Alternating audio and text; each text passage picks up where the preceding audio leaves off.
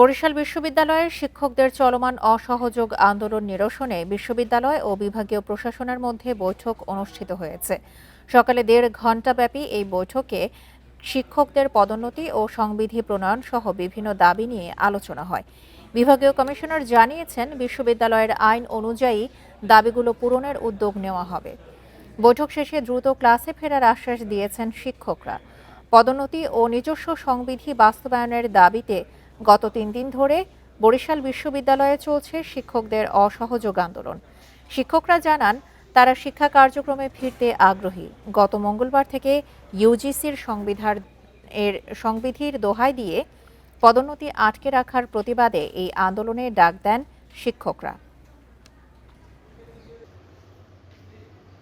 খুব সৌহার্দ্যপূর্ণ পরিবেশে আলাপ আলোচনা হয়েছে এবং ওনারা ক্লাস পরীক্ষায় ফিরে আসার আশা ব্যক্ত করেছেন।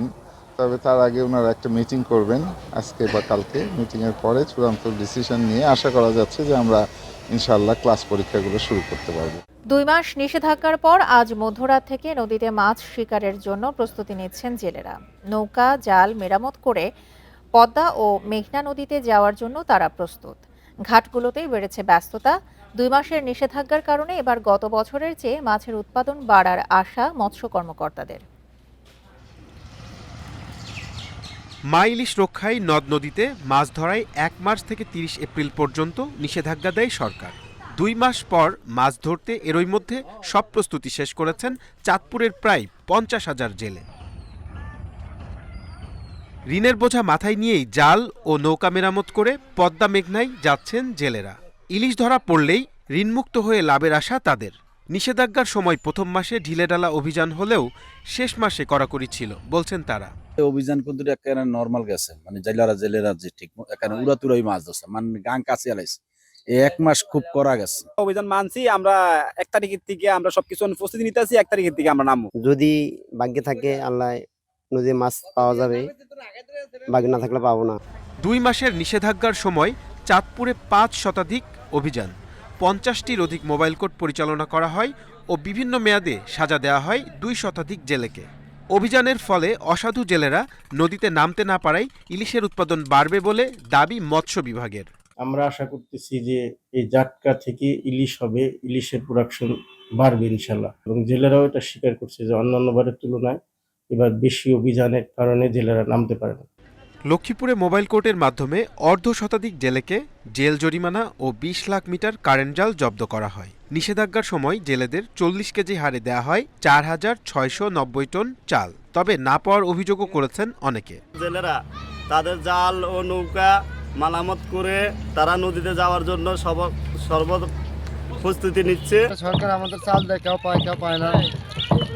এই আমরা জেলেরা খুব কষ্টেই থাই আর কি। এবার অভিযান সফল হয় আগের চেয়ে মাছের উৎপাদন বাড়বে বলছেন মৎস্য কর্মকর্তা। জেলেরা যাতে অতি মানবেতর জীবনযাপন না করে সেজন্য সরকার থেকে কিছু প্রণোদনা দেওয়া হয়।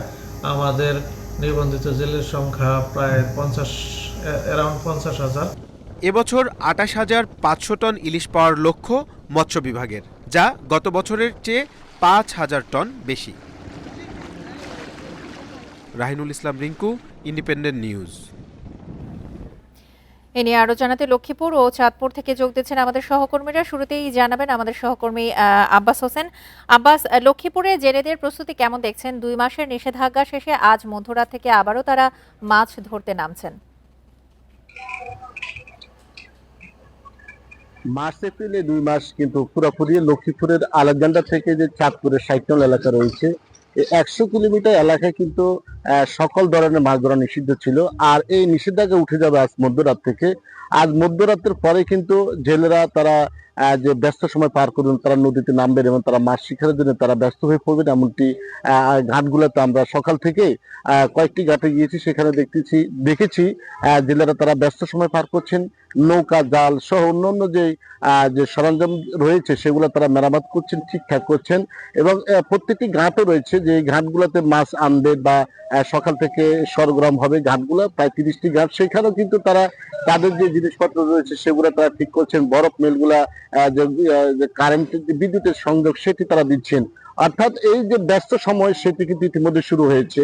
তবে এবার লক্ষ্মীপুরে প্রায় 52,000 জেলে তারা এই নদীতে নামার যে আশা করছে যে এই জেলেরাই কিন্তু তারা এখানে মাছ শিকার করে তারা জীবিকা নির্বাহ করেন। তবে জেলা মৎস্য কর্মকর্তা যে দেলোয়ার হোসাইন সাথে আমার কথা হয়েছে, তিনি যেটি জানিয়েছেন এবার তারা মাছের উৎপাদন বাড়ার আশা করছেন, 28,500 মেট্রিক টন মাছ পাওয়ার আশা করছেন। যেহেতু এখন বৃষ্টি শুরু হয়েছে, নদীতে প্রচুর পরিমাণ পানি হচ্ছে এবং নদীর পানি ঘোলা হচ্ছে, অর্থাৎ যখন বৃষ্টি হয় গোলা হয় তখন কিন্তু মাছ যে হয় এমনটি তারা জানিয়েছেন। পাশাপাশি সাগর থেকে মাছ মেঘনার মোহনা আসবে, সেখানে আসলে যাকে যাকে ইদি ধরা পড়বে এমনটি আশা করছেন জেলা যে মৎস্য বিভাগ এমনটি জানিয়েছে। তবে আমরা যে এখানে যারা জেলে রয়েছে তাদের সাথে কথা বলেছি, তারা অনেকে এখনো অভিযোগ করেছেন যে যে সরকারের যে বিজিএফের যে চাল দেওয়া হয়েছে লক্ষ্মীপুরে 4,990 মেট্রিক টন চাল দেওয়া হয়েছে, সেখানে অনেক জেলে এখন পর্যন্ত পায় না, আবার অনেকে পেয়েছে সেটাও স্বীকার করেছেন। যারা পায় না তারা অভিযোগ করেছেন যে প্রকৃত যে জেলে রয়েছে তাদেরকে না দিয়ে অন্য পেশার লোকজনদেরকে বিজেপি চাল দেওয়া হয়েছে। আবার যারা পেয়েছেন তারা বলছেন যে গতবারের চেয়ে এবার মোটামুটি যে তারা পেয়েছেন এবং ওজনও ঠিকঠাক আছে এমনটি অনেক জেলে জানিয়েছে। তবে আমরা এখন পর্যন্ত যেটা দেখেছি যে যে প্রত্যেকটি ঘাটে জেলেরা তারা ব্যস্ত সময় পার করছেন। তারা যে কর্মবিমুখ যে দীর্ঘদিন ধরে যে কর্মবিমুখ ছিল, যে যে পরিবার পরিজন নিয়ে তারা কষ্টে ছিল, এখন তারা মাছ যে শিকারে তারা নামবেন, তারা আশা করছেন প্রচুর মাছ পাবেন। এই মাছ পাওয়ার পরে তারা পরিবার পরিজনের সাথে তারা সুখী কাটাবেন এমনটি আশা করছেন। তবে আমরা সেটা আশা করছি, প্রত্যেকটি ঘাটে গিয়ে আমরা সেটা দেখতে পেয়েছি, ব্যস্ত সময় পার করছেন এখানকার জেলেরা। আব্বাস, আপনি আমাদের সঙ্গে থাকুন। এবার আমরা যাচ্ছি চাঁদপুরে, সেখান থেকে জানাবেন আমাদের সহকর্মী মনিরুজ্জামান বাবলু। বাবলু, আমরা যেমনটি লক্ষ্মীপুরের তথ্য শুনছিলাম যে জেলেরা ব্যস্ত সময় পার করছেন, এই মুহূর্তে চাঁদপুরের পরিস্থিতি কি জানাবেন? জেলেদের ব্যস্ততা সম্পর্কে নিয়ে জানাবেন। আর এই নিষেধাজ্ঞার সময়টুকুতে অনেক জেলেরই অভিযোগ রয়েছে যে তারা যথাযথ সহায়তা পাননি, এমনকি চাঁদপুরেও দেখা গেছে।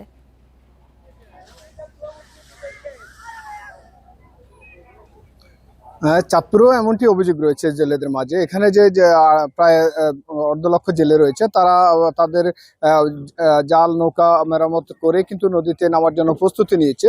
কিন্তু তারা যে 2 মাস, এই মার্চ এপ্রিল 2 মাস যে তারা অবসর সময় কাটিয়েছে, তাদেরকে যে সহায়তা দিয়েছে এটা কিন্তু তাদের অপ্রতুল বলে তারা দাবি করছেন। এবং এখানে অনেক জেলেই যারা মাছ ধরছেন তারা কিন্তু এই তালিকার মধ্যে নেই, সরকারি যে সহায়তা এই এমনটি আমরা অনেক প্রতিবেদনও করেছি। এখানে এই স্বচ্ছতার যে তালিকা, যে স্বচ্ছতা করা, সেটা প্রশাসন থেকে ধীরে ধীরে করা হচ্ছে বলে আমাদেরকে মৎস্য বিভাগ জানিয়েছেন। এ নিয়ে জেলা যে আইন শৃঙ্খলা মিটিং বা জেলা জাটকা যে সংরক্ষণ নিয়ে যে মিটিং হয়, সেখানেও কিন্তু এই দাবিগুলো উঠে থাকে। কিন্তু বরাবরই প্রশাসন থেকে বলা হচ্ছে ক্রমে সেগুলো সংশোধন করা হবে। আমরা এখানকার জেলেদের যে যেমনটি জানিয়েছি যে তারা যে ধার দেনা করে আজকে যে নদীতে নামবেন মধ্যরাত থেকে, তাতে তারা যদি ইলিশের প্রাপ্যতা যদি মিলে তাহলে কিন্তু তাদের যে ধার দেনা তারা ফুসিয়ে উঠতে পারবেন বলে তারা জানিয়েছেন। এই 2 মাসে কিন্তু জেলেদেরকে এই নিষেধাজ্ঞার সময় কিন্তু প্রশাসন থেকে অভিযান পরিচালনা করেছে, 500-এরও অধিক অভিযান করেছে এবং 50-টিরও অভিযান চালিয়ে 200-এর মতো লোককে কিন্তু জেলেদেরকে বিভিন্ন মেয়াদে সাজা দেওয়া হয়েছে। আমরা দেখেছি জাটকা জব্দ করা হয়েছে এবং নৌকা জব্দ করা হয়েছে।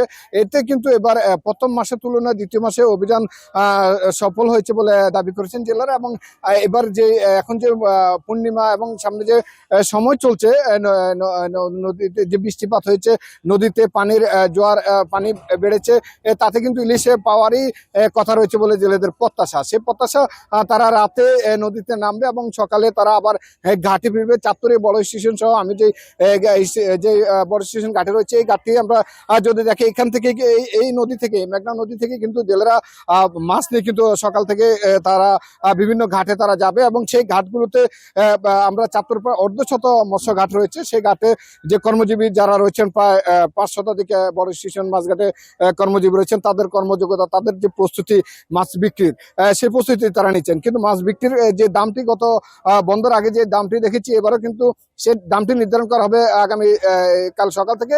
সেই দামটি যদি নির্ধারণ করা হয়, সেখানে আমরা যেমনটি ব্যবসায়ীরা বলছেন যে প্রায় 1 কেজি সাইজের মাছ কিন্তু 3,000 টাকা করে তারা বিক্রি করবেন বলে এমনটি তারা জানিয়েছেন। তবে মাছের প্রাপ্যতা বাড়লে দাম সরবরাহ আরো দাম কমবে বলে জানিয়েছেন। চাঁদপুর থেকে ছিল আমার কাছে সবশেষ। চাঁদপুর থেকে জানাচ্ছিলেন আমাদের সহকর্মী মনিরুজ্জামান বাবলু। বর্ষা মৌসুমে পার্বত্য জনপদ রাঙামাটির অন্যতম সমস্যা জলাবদ্ধতা। শহরের নালা, খাল, পলি ও আবর্জনায় ভরাট হওয়ায় তলিয়ে যায় বসতবাড়ি ও ফসলের ক্ষেত। তবে প্রধানমন্ত্রীর খাল খনন কর্মসূচির আওতায় নিরসন হচ্ছে সেই ভোগান্তির। এলাকাবাসীর অংশগ্রহণে সদর উপজেলার মোট 40 কিলোমিটার খাল খনন শুরু হয়েছে। প্রকল্পের ব্যয় ধরা হয়েছে 11 কোটি টাকা।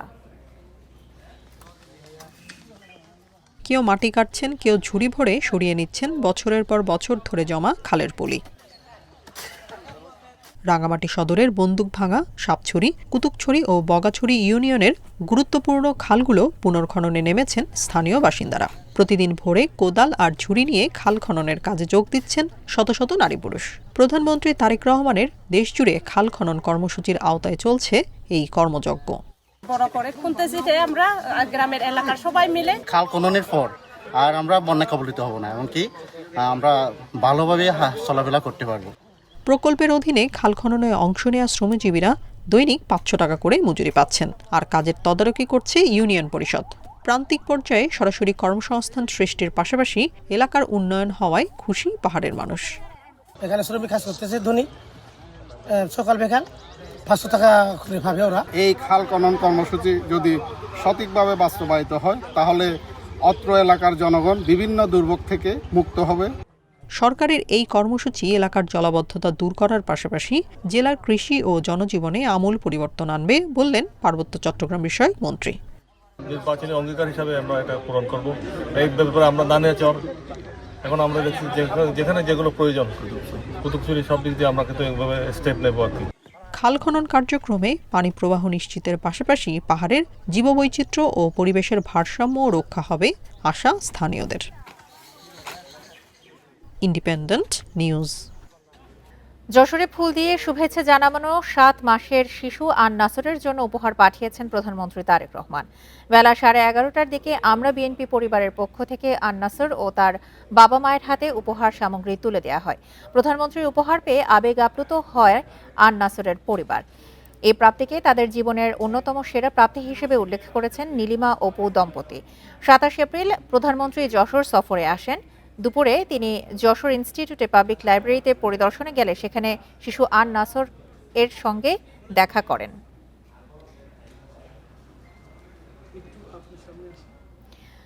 ধর্মীয় মর্যাদা ও ভাব গাম্ভীর্যের মধ্য দিয়ে বান্দরবান ও খাগড়াছড়িতে পালিত হয়েছে বৌদ্ধ সম্প্রদায়ের অন্যতম প্রধান ধর্মীয় উৎসব বুদ্ধ পূর্ণিমা।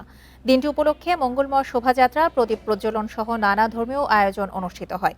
সকালে বান্দরবান রাজার মঠ থেকে মঙ্গলময় শোভাযাত্রা বের করে প্রধান সড়ক ঘুরে বোধি বৃক্ষতলে গিয়ে শেষ হয়। এই ছিল সমগ্র বাংলাদেশে আমন্ত্রণ পরের আয়োজনে।